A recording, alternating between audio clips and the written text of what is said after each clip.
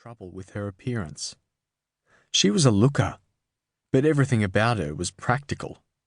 She had a practical haircut, wore practical clothes and shoes, and never wore makeup.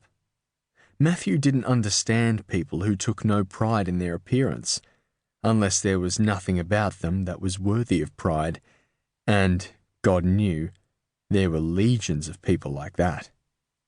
Rose's choice of husband had done nothing to raise Matthew's opinion of her.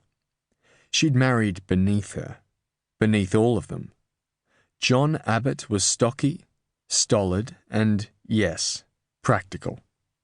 He was plain as a pikestaff, and when Matthew visited, Abbott thought the occasion was so inconsequential that he wore his singlet indoors. In fact, he'd been known to sit down to lunch in a singlet, and Matthew found his hairy shoulders an affront to etiquette. It didn't seem to bother Rose in the least, which was proof enough for Matthew of how far she'd fallen.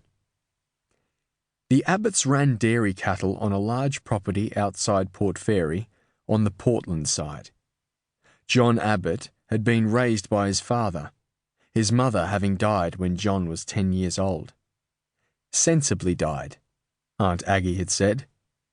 This explained his staggeringly awful uncouthness, Matthew supposed. Old Mr. Abbott had died at the age of just 55. He'd never looked youthful, and most of the mourners at St. Patrick's, and the church had been full, were surprised to learn that he was so young. He'd always been referred to in the parish as Old Mr. Abbott. Father Brennan knew that Abbott could be relied on to leave £5 on the plate each Sunday, a donation that hadn't been continued by his son. John Abbott's view was that you paid money to go to the pictures, but that being bored numb every Sunday should be free. There was a reason Matthew had taken to visiting his sister.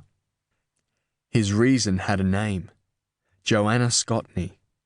She wasn't officially a land army placement on the Abbott farm, but her employment protected her from being put somewhere out of the district. Joanna Scotney was 18 years old, the daughter of a fisherman in Port Fairy, not one of Matthew's clients, and she was pretty. Matthew hadn't settled yet as to whom she most closely resembled.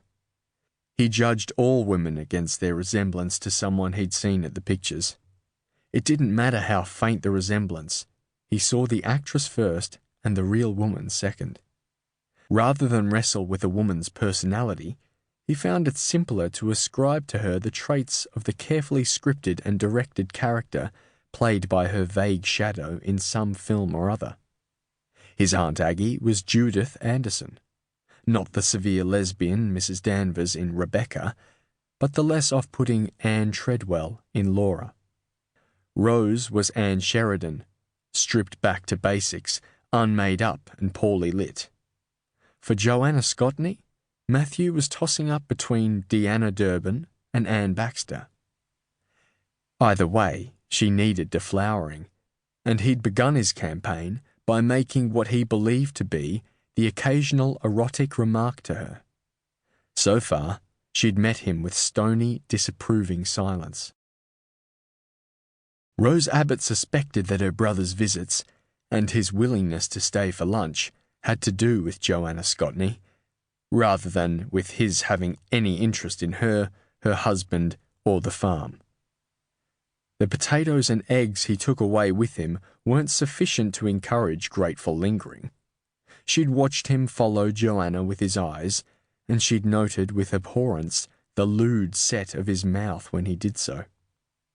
He'd arrived earlier than usual this morning, and Rose hoped he wasn't intending to stretch his stay until lunch. It was just after 9 when she heard his bicycle clatter against the front door.